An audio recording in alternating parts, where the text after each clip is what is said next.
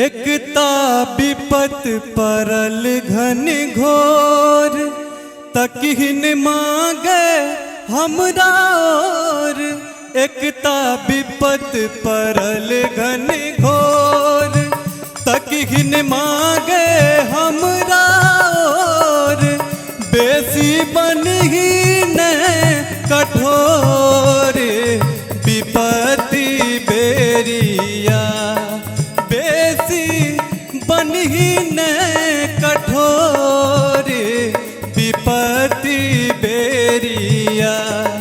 एकता विपत परल घन घोर, तकिन मांगे हमरा और। एकता विपत परल घन घोर, तकिन मांगे हमरा और।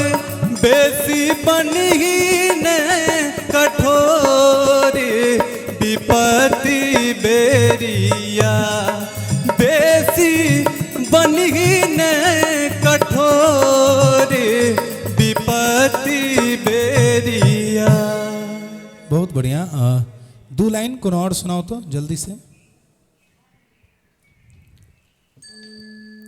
घर उजरल टूटल असोरा में।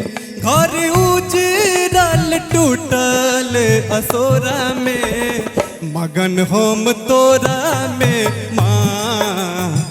मगन होम तोरा में माँ। ठीक है, बहुत बढ़िया दीपक जी। और सीखे की आवश्यकता है, ठीक है। किनका से सीखे छी अहाँ? राधे श्याम सर से सर। चलो ठीक है, और बढ़िया से सीखो और आगे बढ़ो। Thank you.